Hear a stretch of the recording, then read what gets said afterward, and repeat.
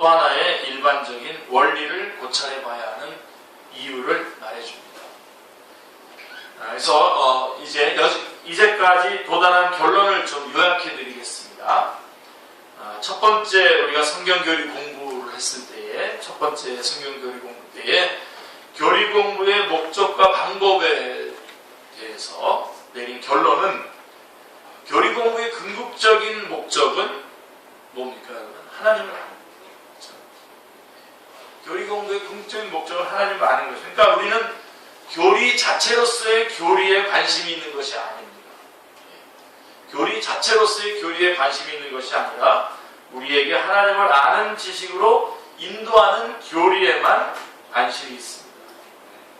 여러분 소요리문답 1번을 보시면 언젠가 우리 또 요리문답 공부도 하겠습니다만은 이 소요리문답 1번을 보시면 사람의 제일 되는 목적이 무엇입니까? 라고 이렇게 물어보고 난 다음에 답은 뭐라고 얘기하고 있냐면 사람의 제일 되는 목적은 하나님을 영화롭게 하고 영원토록 그를 즐거워하는 것입니다. 라고 대답해 주고 있습니다.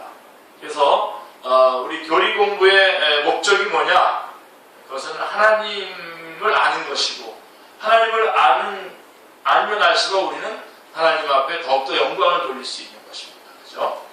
그 다음에 두 번째로 성경교리 공부의 두 번째 우리가 공부했던 것은 계시에 대해서 공부를 했습니다. 자, 이 계시에서 내린 결론으로 하나님을 알 수 있는 방법은 하나님이 자신을 계시하시려면 알 수 있다는 것입니다.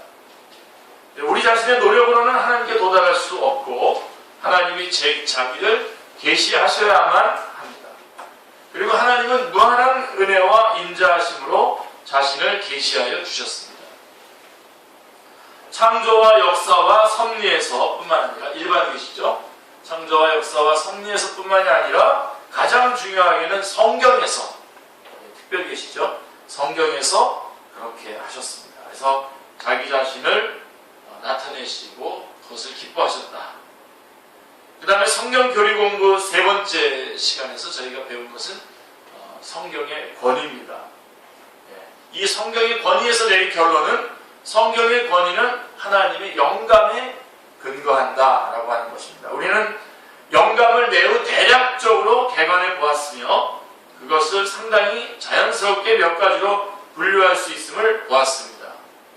이 사실로 인해 다음에 질문을 던지게 되었죠. 성경과 그것이 담고 있는 계시는 신뢰할 만한가라고 하는 것입니다. 그래서 우리는 이 문제를 살펴본 후에 우리는 성경이 하나님의 영감을 받은 책이라는 결론에 도달했습니다.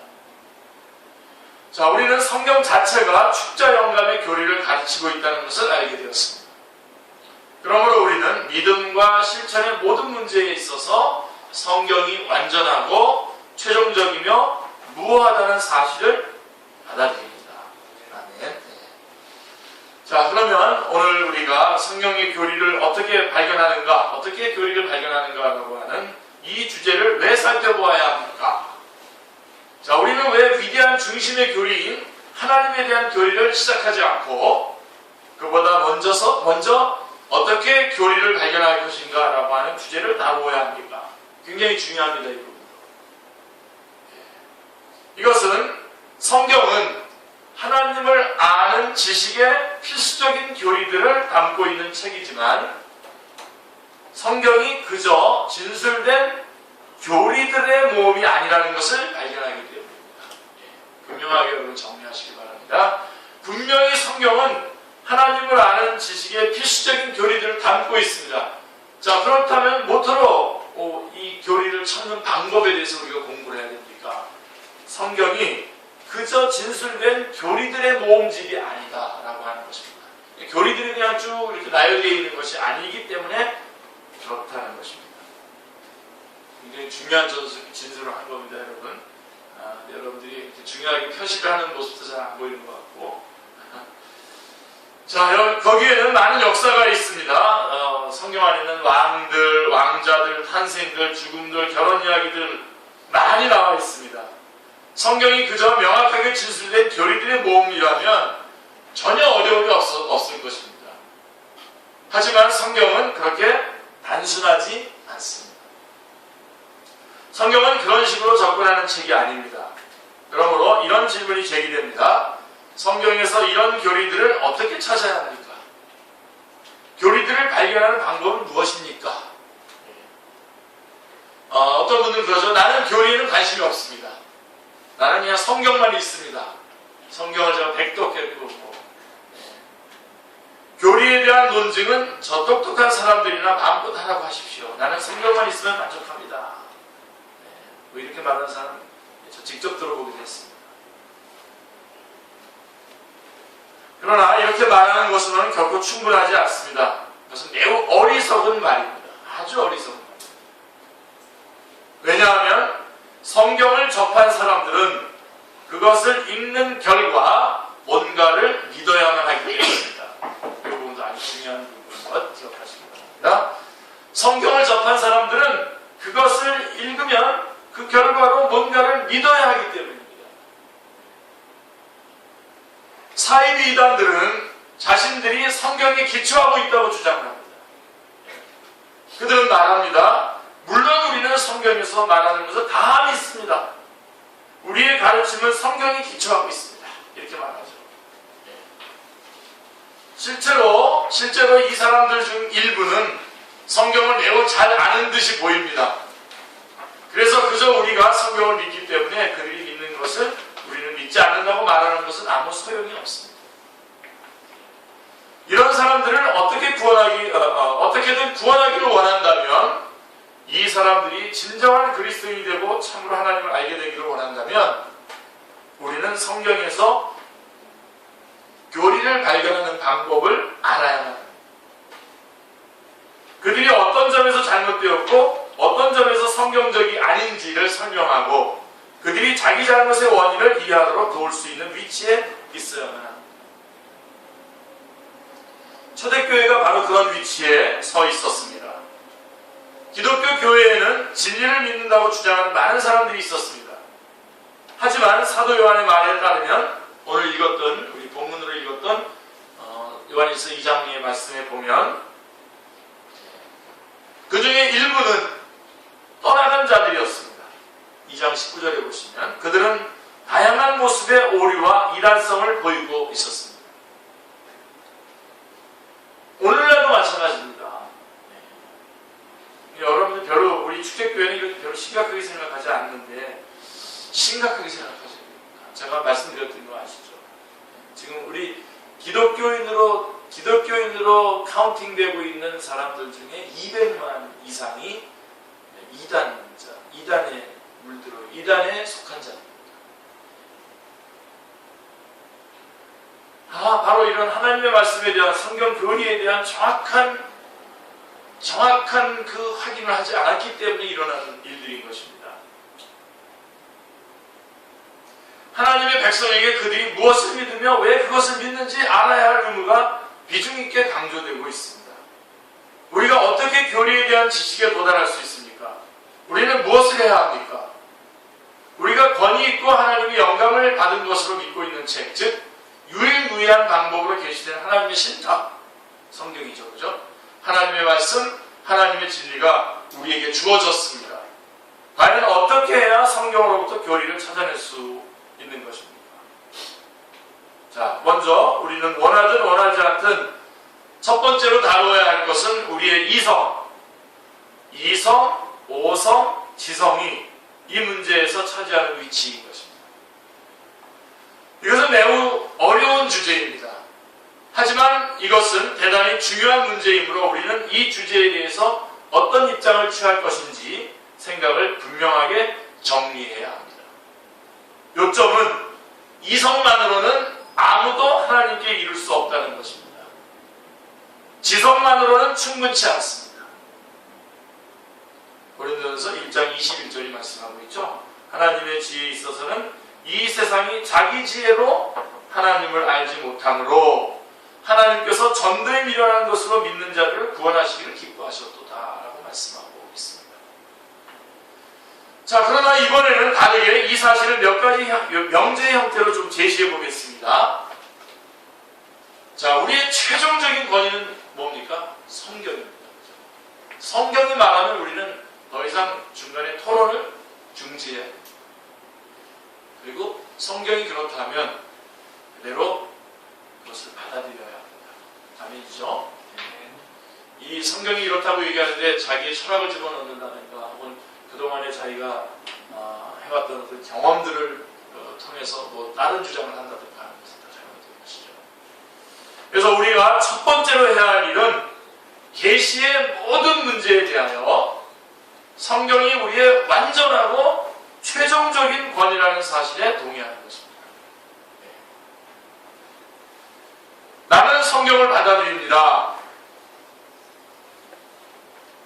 나는 성경을 빼고는 아무것도 알 수 없습니다. 성경에서 말해주는 것 외에는 하나님에 대해 아무것도 알 수 없습니다. 나는 성경에서 발견한 것 외에는 정말이지 아무것도 알지 못합니다. 라고 이렇게 아주 분명하게 고백할 수 있어요. 그게 진실한 겁니다. 아는 척하는 거 정말 가소롭습니다. 성경이 없이는 아무데도 이룰 수 없다는 것을 알게 된 이상 우리가 명백하게 할 일은 우리가 나는 성경에 있는 거가 아니라면 성경에서 발견된 것이 아니라면 나는 아무것도 알지 못합니다. 라고 분명하게 고백할 수 있습니다. 없는 얘기 만들어서 얘기하고 아는 척하지 마시기 바랍니다. 정말 주님의 이름으로 부탁드립니다. 여러분들이 성경을 잘 전달하는 통로가 되셔야지 성경에 없는 얘기를 있는 듯이 얘기해가지고 성경에 대해서 접근하는 사람들과 혼돈에 빠지도록 하지 않도록 하셔야 됩니다. 분명하게 나는 모릅니다.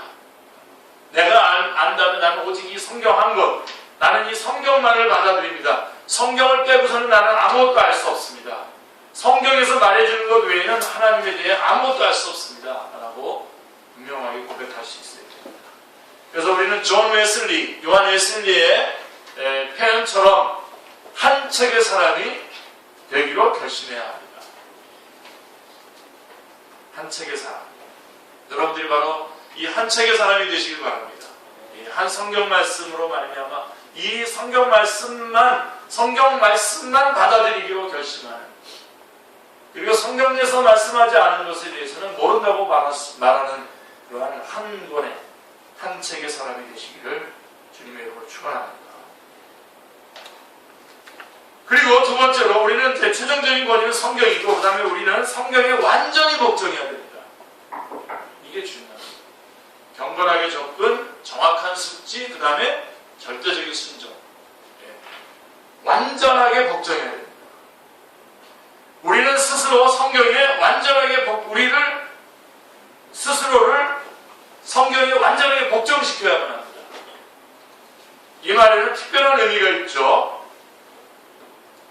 성경은 우리의 이해의 범주를 벗어나는 것입니다.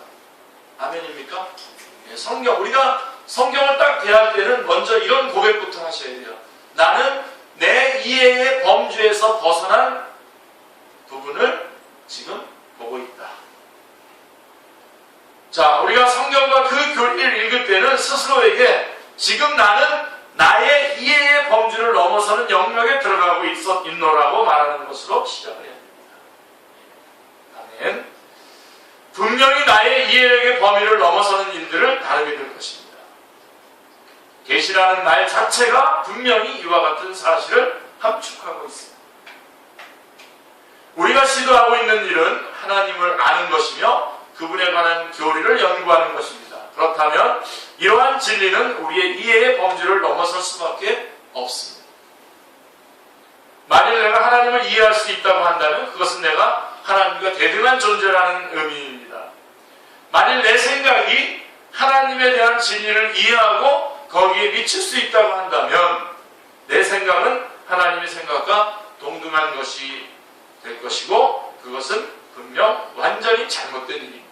잘못된 말입니다. 예를 들어 우리는 얼마 후에 우리는 이제 삼위일체 교리를 같이 다루게 될 것입니다. 당연히 이것은 어느 누구도 도저히 이해할 수 없는 교리입니다. 이 교리를 살펴보기에 앞서서 먼저 이 사실에 동의해야 합니다. 그러나 이렇게 하는 것은 성경을 펼쳐들고 나서 지적 자살을 하라고 하는 그렇게 생각해서는 절대로 안 됩니다. 그 얘기를 하는 것이 아니라 다만 이성에는 한계가 있음을 인정한다는 의미입니다.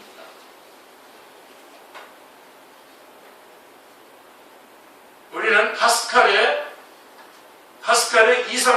말한 이성에 관한 중요한 진술인데요. 이성의 최고의 업적은 이성에는 끝과 한계가 있다는 것을 가르치는 것이 이성의 업적입니다.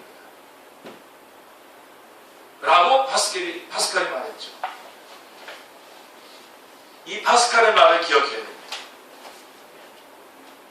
이성의 최고의 업적은 이성에는 끝과 한계가 있다는 것을 이성이 알려주는 거죠. 우리의 이성은 우리를 계시의 영역에 들어갈 때까지 이끌어주며 거기에서 하나님은 자비 가운데에 우리에게 자신을 나타내시기를 기뻐하십니다. 아멘. 자, 크게 둘째로 우리는 이해되지 않는 진리도 받아들여야 합니다.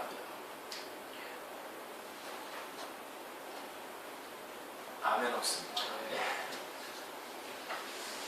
이렇게 예배와 성경 공부가 우리를 지치게 하는 것입니까? 기쁜 게 아닙니까? 낮에 너무 치열하게 사시다 보셔서 그런가요? 이해합니다. 자, 이해되지 않는 진리도 받아들여야 합니다. 아멘.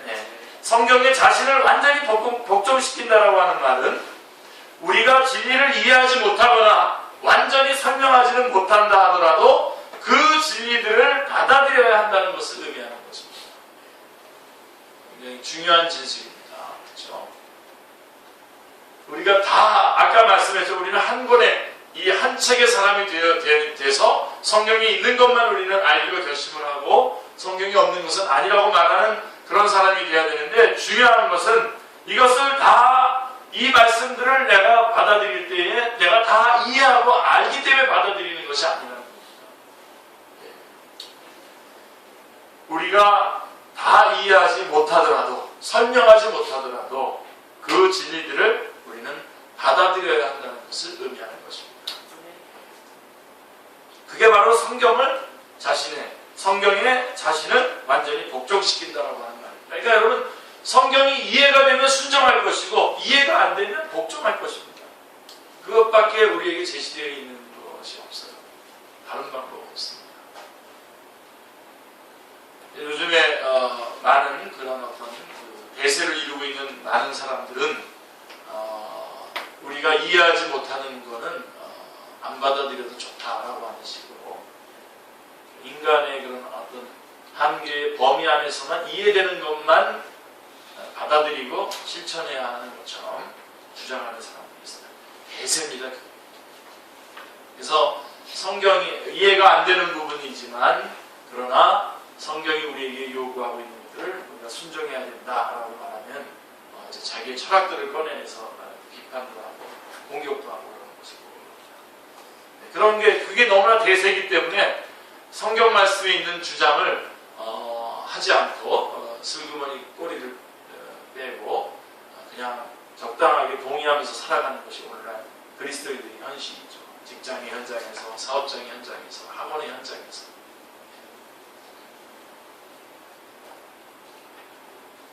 우리에게 아주 치명적인 문제입니다. 이런 것들. 그래서 우리가 모든 것을 이해할 수 없다는 당연한 사실에 동의할 뿐만 아니라 어떤 교리에 직면했을 때에 그것이 성경에 있는 것이라면 우리가 이해할 수 있는지의 여부를 떠나서 그 교리를 받아들여야만 한다는 것입니다. 아멘. 우리는 믿음을 이런 관점에서 생각해 보아야 합니다. 자, 우리가 알고 있는 믿음의 정의 중에 가장 좋은 정의는 믿음이란 같이 한번 읽어볼까요? 여기 믿음이란 오직 성경에 있는 내용만으로 만족하기로 매우 신중하게 결심하고 더 이상 의문을 제기하지 않는 것. 이게 믿음입니다.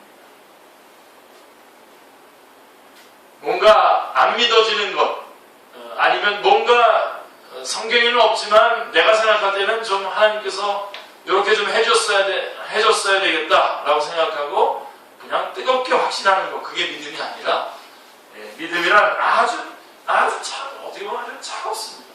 믿음이란 오직 성경에 있는 내용만으로 만족하고, 그렇게 만족하기로 신중하게 결심하고 그 이상 의문을 제기하지 않는 것, 그것이 믿음.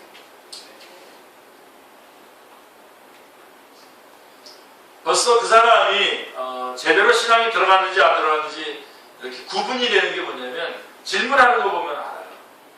질문하는 거 보면 이 사람이 지금 자기를 나타내기 위해서 교만을 떨고 있는 질문인지, 진짜 몰라서 물어보는 질문인지, 아니면 다 알고 있고 또 이렇게 성경적으로 이런 부분들은 성경에 나와 있지도 않기 때문에 내가 질문할 필요도 없겠다고 해서 안 질문하는지 다 합니다.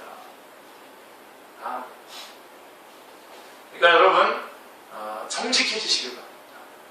그리고 여러분 성경을 보셔야 돼요. 정말 부탁합니다. 본척하는 것처럼 참 꼴보기신 일은 없습니다. 실제로 성경을 안 보면서 실제로 성경을 알고 있는 듯이 대충대충 합니다. 여러분, 우리가 많은 직분을 가지고 있지만요, 모든 직분 중에서 가장 기본적인, 우리가 직분을 맡는 사람들의 가장 기본적인 준비가 뭐냐면요, 말씀을 아는 겁니다. 말씀을 읽는 겁니다. 말씀을 묵상해내는 겁니다. 그리고 말씀을 또 순종해내는 겁니다. 이런 싸움이 없기 때문에 믿음을 구성할 수가 없죠. 믿음이란, 다시 한번 보세요. 믿음이란 오직 성경에 있는 내용만으로 만족하기로 매우 신중하게 결심하고 더 이상 의문을 제기하지 않는 것인데, 성경을 알아야 무슨 성경에 있는 내용만으로 만족을 하거나 모르면서도 또 아는 척하는, 그거를 아는 척하는 대로 그대로 받아주는 거 얼마나 피곤한지 아십니까? 모르는 사람이 아는 척하는 것을 그냥 안다고 쳐주기로 받아들이는 게 얼마나 힘든지 아십니까? 우리 안에 여기 다 리더들이신데요.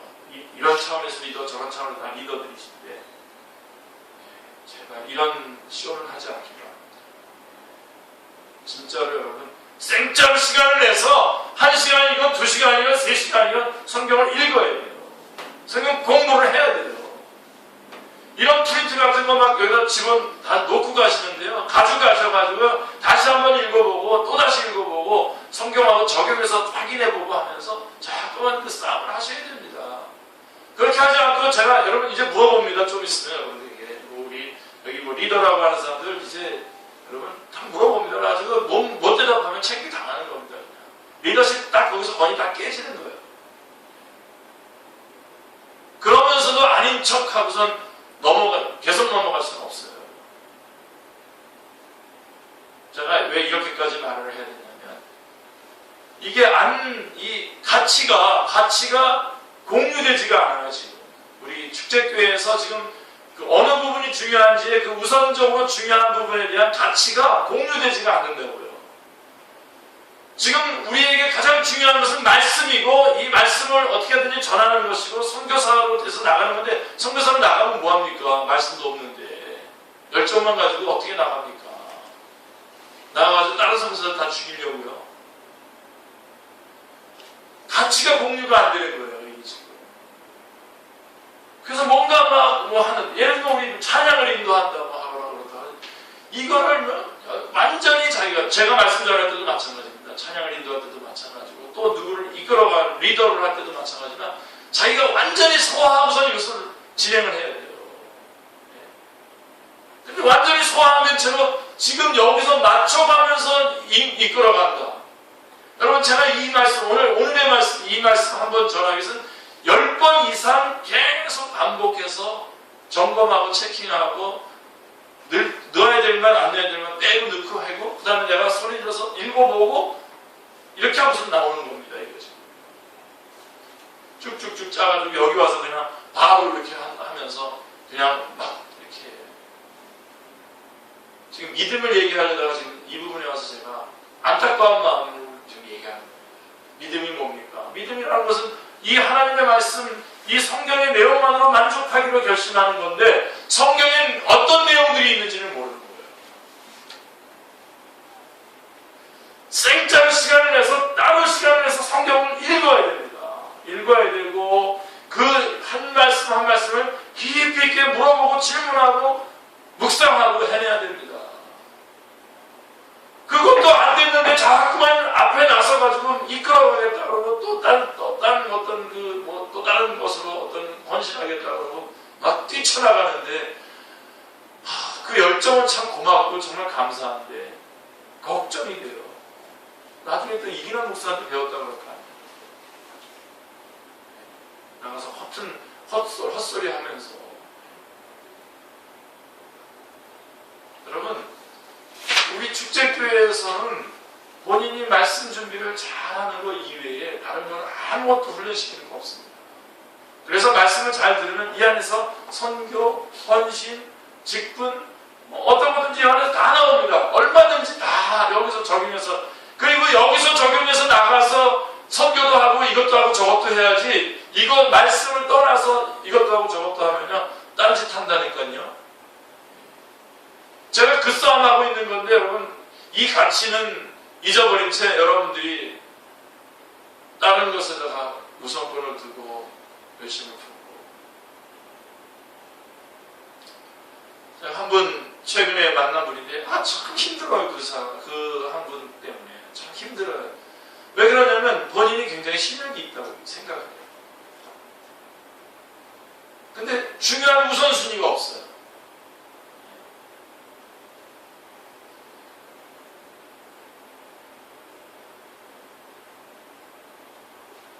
여러분 막 다 하면 되는 겁니까? 뭐부터 해야 되는지 우리는 말씀을 알아야죠. 적어도 여러분 마음속에 이런 마음이 들어야 돼요. 이 말씀을 보지. 그럼 성경은 뭐지? 성경은 어떻게 역도적이지? 그리고 성경 찬생이 뭐지? 그럼 이건 뭐지? 이 정도는 자꾸 여러분의 의문이 나고 이것을 빨리 또 갖추고 싶고 다 알고 싶고 그래서 성경이 약속하고 있는 것들을 내가 더 다 가지고 있어야 되지 않겠습니까? 그래야 찬양도 인도하고 그래야 누구도 이끌어가고 또 그래야 애들도 가르치고 그래야 할 수 있는 거 아니겠습니까? 네. 믿음이 뭡니까? 성경에 있는 내용만으로 만족하기로 신중하게 결심을 하고 그렇지 않은 것에 대해서는 더 이상 의문을 제기하지 않기로 결정하는 거라고 하는데 걱정이 뭐예요 지금? 여러분 안에 이런 정의가 여러분에게 확 들어와요. 맞아 이렇게 들어와요. 이렇게 들어오려면 말씀에 대해서 알아야죠. 시간을 정해서요 성경을 1년에 몇 번을 읽겠다고 이렇게 하는 거 읽으세요. 읽으셔야 돼요.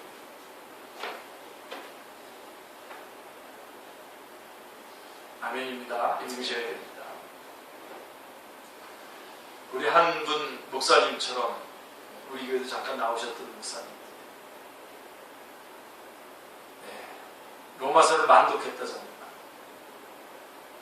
지금 아주 능력 있게 아주 목사님들 모아놓고서 사역도 하고 계시고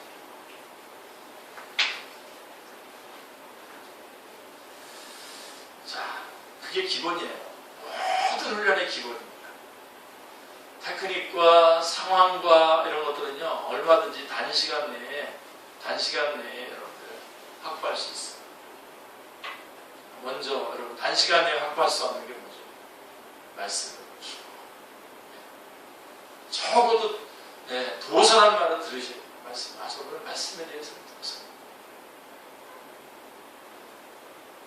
자 우리 조현 집사님 그러면 로마서에 대해서는 그런 것들을 딱딱 각인을 시키셔야 돼요. 그리고 진짜 로마서에 대해서 물어보면 얼마든지 대답하고 얼마든지 설명하고 얼마든지 얘기해 주세요. 그리고 성경 어디에 대해서나 이거는 예를 들면 목회자 설교하는 저만 그렇게 해야 되는 이유가 아니에요. 우리 모두가 다 그렇게 맞춰야 돼요. 근데 사실은 따로 시간 낼 게 아니라 열심히 와서 들으면 되죠. 우리 교회 같은 경우는 열심히 해서 들으면 돼요. 보니까 우리 중현 형제가 이렇게 동영상으로 이렇게 띄운 게 어저께 보니까 71개 올렸어요. 여러분 쭉 그것만이라도 한번 쭉 그렇게 한번 들어보고 있어요. 다 들어가 있습니다. 그 안에. 저는 제가 봅니다. 제가 열심히 다시 봐요. 열심히 보고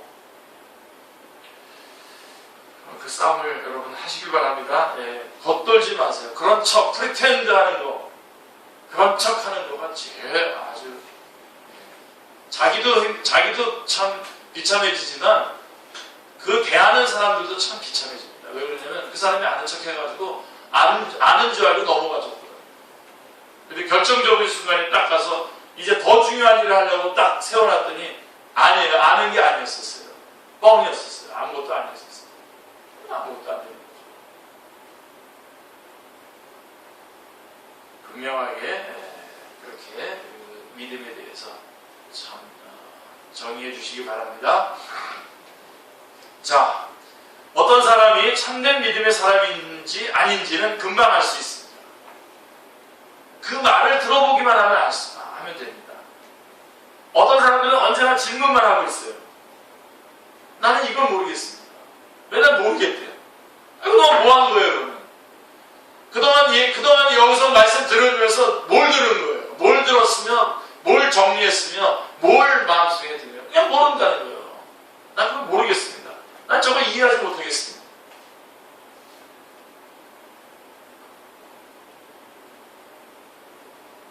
하지만 믿음은 우리가 성경 앞에서 입을 닫고 기꺼이 다음과 같이 말하는 것을 의미합니다. 하나님은 그분이 계시하고자 원하시는 모든 것, 내가 알 필요가 있는 모든 것을 성경에 계시하셨습니다. 성경에 기록되지 않은 것이라면 나는 그것을 알지 못해도 만족합니다. 아멘이죠. 이렇게 말하는 거예요. 만약에 성경에 기록되지 않은 것이라면 나는 그것을 알지 못해도 만족합니다. 얼마나 멋있는 신앙입니까? 이게 멋있는 거예요. 이게 진짜 그리스도인의 멋이에요. 모르면서도 아는 척하고 괜히 딴 말 갖다 대가지고 말해주고 대답해주고 그 순간은 넘어가는데 그 사람이 나중에 가서 이게 나한테 잘못 얘기해줬네 이 사람은. 그 다음부터 당신에 대해서 어떻게 보겠습니까?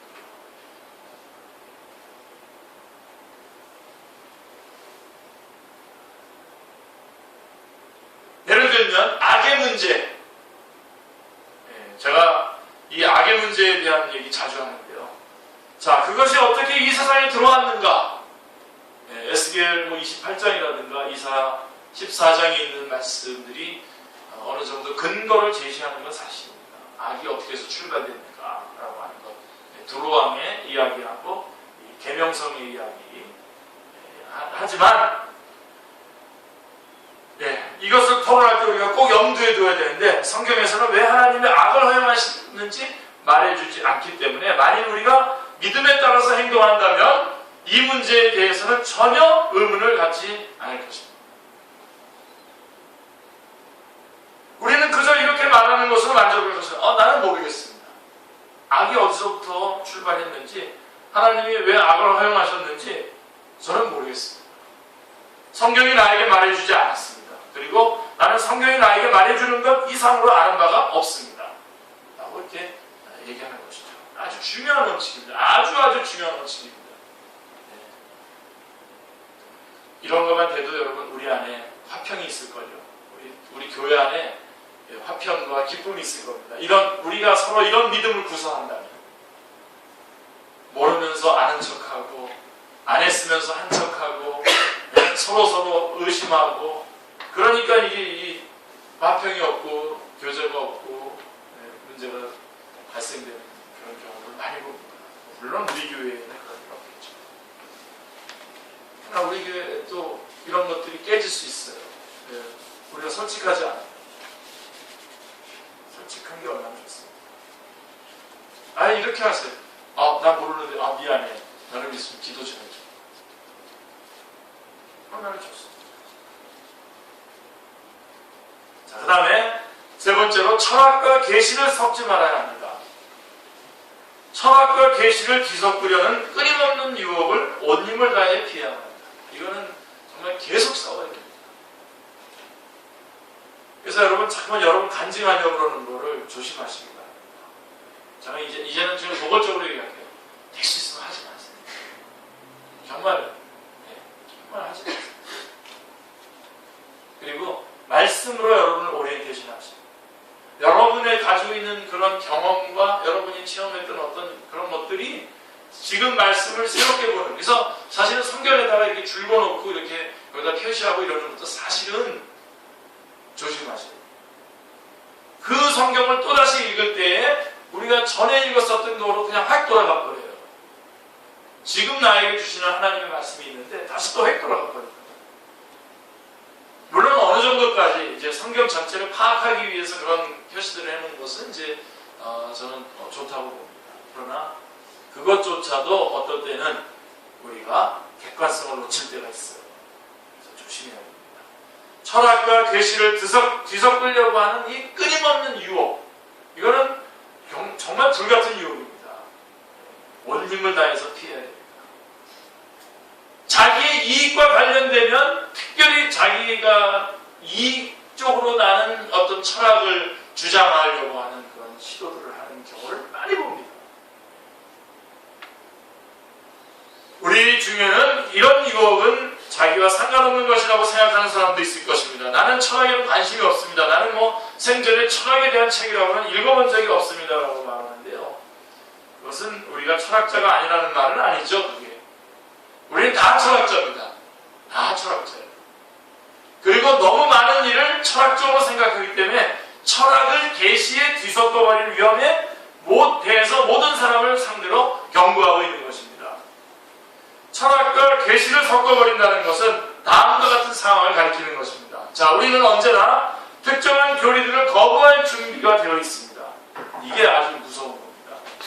혹은 그 교리들을 아예 거부하지는 않지만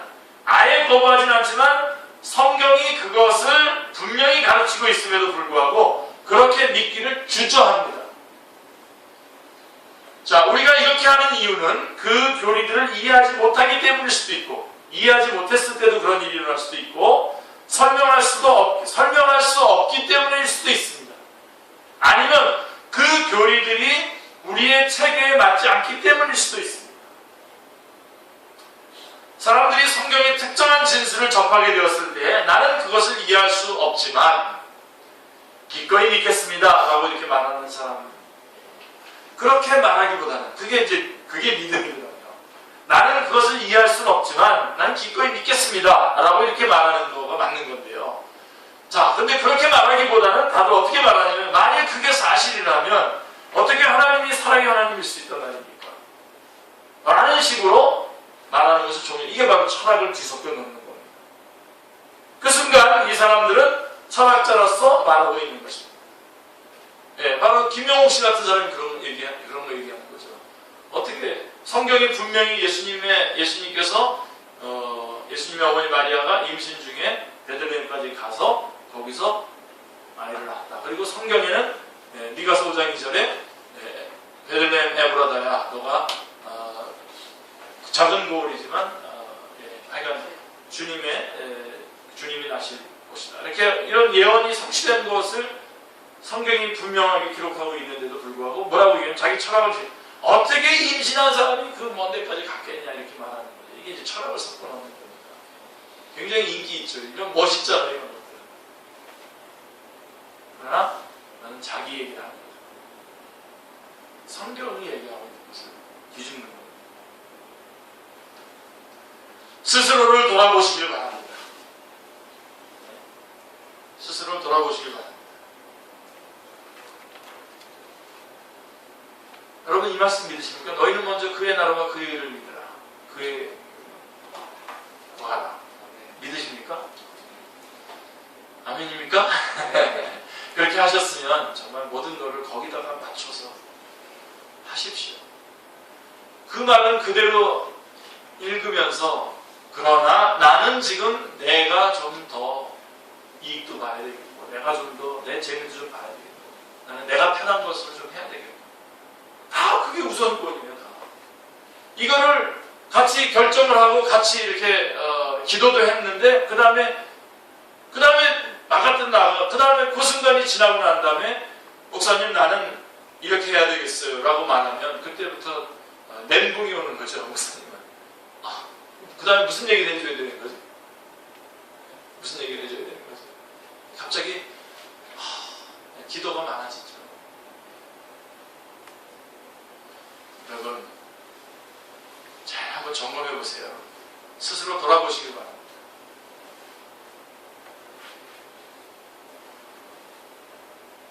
저도 하여간 여러분들을 정말 말씀으로 잘 가르쳐야 되는데 요즘 왜 이렇게 여러분한테 말을 하기가 싫은지 막 얘기해 주고 그런 게 많아요 지금. 근데 말을 하기가 싫어요. 이게 문제죠. 이거. 야단을 쳐야 돼요. 또 사탄이 또 그 야단 치는 거에서 사탄이 역사를 하니까. 전에는 야단을 치면 성도들이 네, 정말 죄송합니다. 그리고 이제는 좀 분발하겠습니다. 기도해 주십시오. 이렇게 나오는데 그게 아니라 다르게 나와요. 우리 집사님들 가운데 수요일날 나오십시오. 수요일날 안 나오는 재직이 어디 있습니까 도대체? 어떤 교회가 그런 재직이 어디 있습니까? 수요 모임에 나오십시오. 금요일에 나오십시오. 네, 아예 죄송합니다. 못 나오게 해서 힘듭니다. 기도해 주세요. 이러니까 거기까지만 가도 괜찮은데 그렇지 않은 말을 들으니까 그 다음부터는 말을 해줄 수가 없는.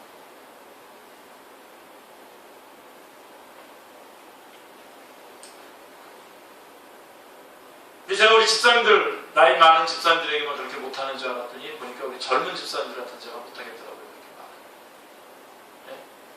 그렇게 젊은 집사님들한테도 말하려니까 젊은 집사님들도 뭐 다 위에서 내려와서 배웠는지 죄송해요. 그렇게 나올게요. 힘낼게요. 기도해 주세요. 이러는 게 아니라 자기 정당화를 하고 또 그 다음에 그렇게 요구하는 목회자를 향해서 목회자 너는 뭐 어쩌냐 이런 식으로 나오더라고요. 참 무섭죠.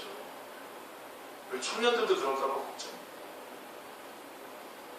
그렇지 않다는 분위기만 확인만 되면 제가 여러분에게 정말 융단 폭격을 할 준비가 되어 있는데 지금 여러분 불행한 거예요. 지금 제가 지금 슬슬 넘어가는 거예요. 그냥 나머지는 아유 고마워. 집에 가서 제가 웁니다. 비참해가지고. 제가 비참해가지고.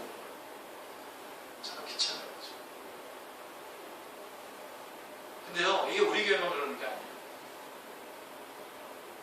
이제는 그게 없어요. 말씀에 대한 권위와 말씀으로 이렇게 권하는 말씀 권하는 이런 것들이 다 없어졌어요.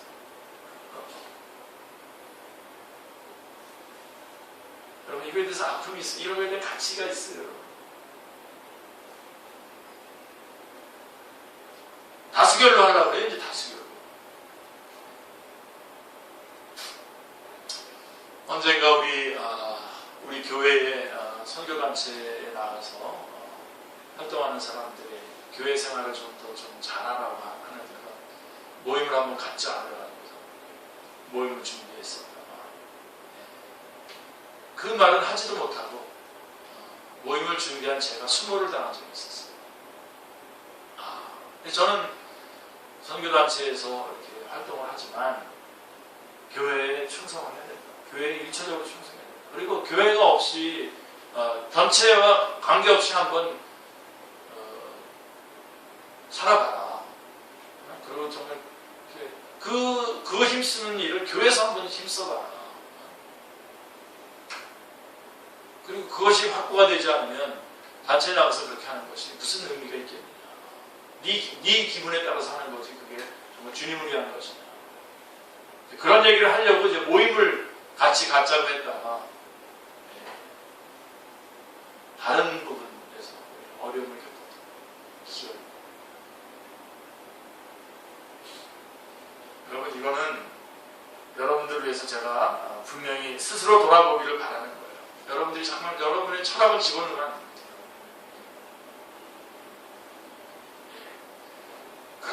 그런 사람들대로 제가 그렇게 말하면 그렇게 받아들이지 않고 또 그러니까 선생들이 많아요, 여러분.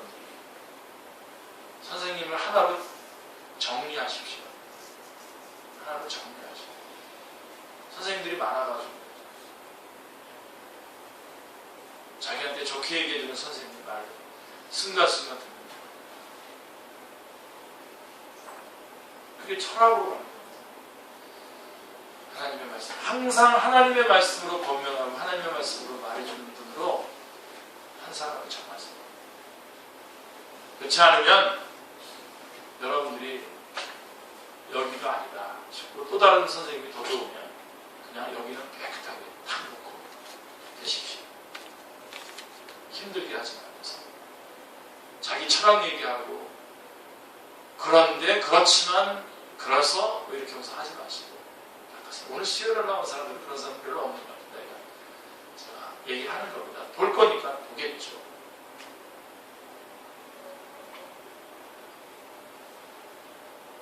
자, 여러분 하나님의 말씀에다가 스스로를 철학적으로 말하고 싶었던 것들이 있었다면 한번 돌아보시기 바랍니다. 우리 자신이 너무나 자주 그런 식의 행동을 하고 있다는 사실을 발견하게 될 것입니다. 사실상 복음주의자들조차도 이 문제에 대해서 일관되지 않게 행동하는 잘못을 너무 자주 저지르고 있는 것입니다. 우리는 소위 말하는 다원주의자와 논쟁을 하면서 이렇게 말합니다. 이럴 수가. 아니, 그 사람은 기적을 믿지 않고 초자연적인 것을 믿지 않는다 그러는데 자신이 기적을 이해할 수 없기 때문이라는 것입니다. 그러면서 우리는 다원주의자들을 한심하다고 생각해요. 비난하죠. 맞습니다. 하지만 때로 저 위대한 용어들, 즉 에베소서 1 하지만 그렇게 하는 것은 다원주의자가 기적에 대해서 취하는 것과 완전히 똑같은 행동입니다. 우리가 기적의 문제에 대해서는 대부분 올바른 태도를 취하고 있기 때문에 그 친구의 문제를 쉽게 감지할 수 있는 것입니다. 하지만 쉽게 받아들일 수 없는 교리에 대해서는 우리도 다원주의자들이 자신의 철학을 내세울 때와 완전히 똑같은 논증을 펼칩니다. 그러므로 이 주의사항은 우리 모든 사람에게 적용해야만 합니다. 자신과 맞지 않는다고 해서 그 교리를 믿는 일을 주저해서는 절대 안 됩니다. 또한 자신이 이해할 수 없다고 해서 교리를 거부해서도 안 됩니다. 이것이 하나님의 진리이고 성경이 분명하게 가르치고 있는 것이라면 내가 이해하든 못하든 그것을 받아들여야 합니다. 그 다음에 하나 더 생각해야 될 것은 자신의 논리와 체계를 지나치게 강조하지 말아야 합니다. 우리는 스스로가 자신의 논리나 완벽한 체계를 갖고자 하는 욕구에 지배되도록 허용해서는 절대로 안 된다는 것입니다. 우리는 모두 그런 위험에 노출되어 있습니다. 우리는 본능적으로 완벽한 체계를 갖는 것을 좋아합니다. 틈새가 있거나 모서리가 매끄럽지 못한 것을 좋아하지 않습니다. 이건 역시 우리가 모두 철학자들이기 때문에 그렇습니다. 그래서 여러분 하나님의 말씀이 여러분이 생각하는 어떤 틀 안에서 여러분이 익숙한 어떤 틀로 정리가 되게 하려고 하나님의 말씀을 왜곡시키면 안 됩니다. 아니면 정리가 안 되면 안 되는 대로 정리를 하셔야지. 여러분이 갖춘 어떤 체계로 나는 1, 2, 3으로 딱 정리를 하는 사람이 있어요. 1, 2, 3 해가지고 딱 정리하는 사람들은 막 갖다 붙여요. 어떤 분 보면 말장난 하는 걸 굉장히 좋아하죠.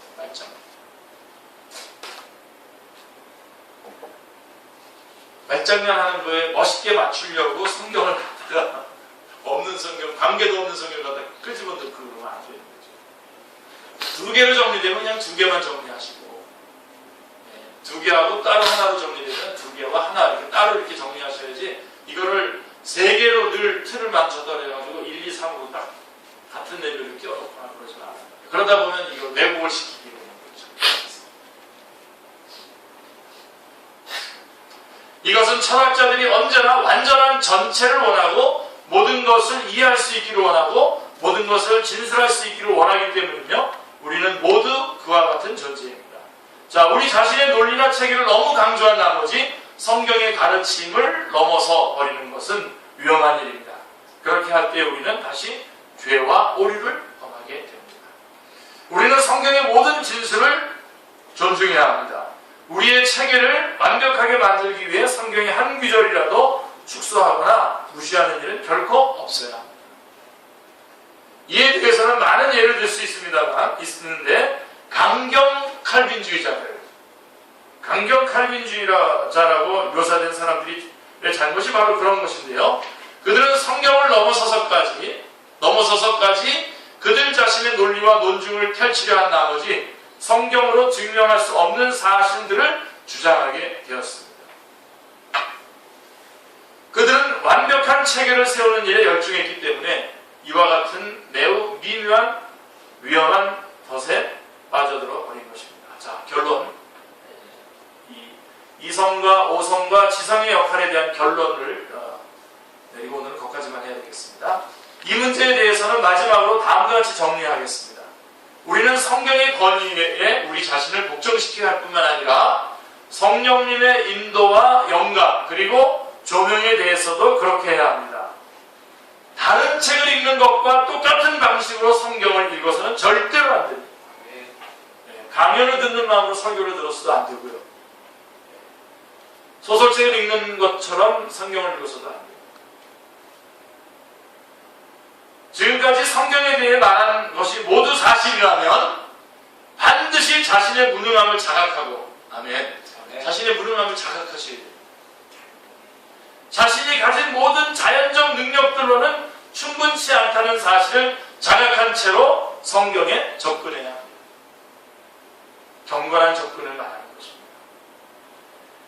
영적인 일은 영적인 방법으로 이해해야 한다는 사실을 알아야만 합니다. 그러므로 언제나 성령님이 나를 깨우치시고 조명해 주셔서 오류와 미묘한 위험들을 피해 모든 진리 가운데로 인도하시도록 하나님께 간구하는 것으로부터 시작을 해야 됩니다. 그래서 제가 아까 생자로 시간을 내서 성경을 읽어야 겠죠. 그때마다 성경을 읽을 때마다 여러분들이 꼭 주님 앞에 간구하며 기도해야 될 게 뭐냐면 하나님, 저는 부족합니다. 저는 모릅니다. 주님께서 깨닫게 해주시고 주님의 모든 진리 가운데로 들어갈 저를 인도하여 주시옵소서. 간구하는 것으로 시작합니다. 그렇게 한 후에 성경으로 나아가 이미 자신의 한계를 알고 있는 마음, 나는 정말 내 능력, 내 이성과 오성과 이런 것들로는 하나님을 알 수가 없습니다 라고 하는 자기 한계를 알고 있는 마음, 그리고 성령님에 의해서 깨우침을 받은 그런 마음을 가지고 성경의 교리들을 발견해 나가기 시작해야 됩니다. 그래서 교리에 도달하는 방법 쭉 나오는데요. 그거는 다음 주에 이어서 어떻게 교리를 발견하는가 2 해가지고서 같이 또 한번 같이 공부하도록 하겠습니다. 오늘은 일반적인 원칙들에 대해서만 말씀을 드렸습니다.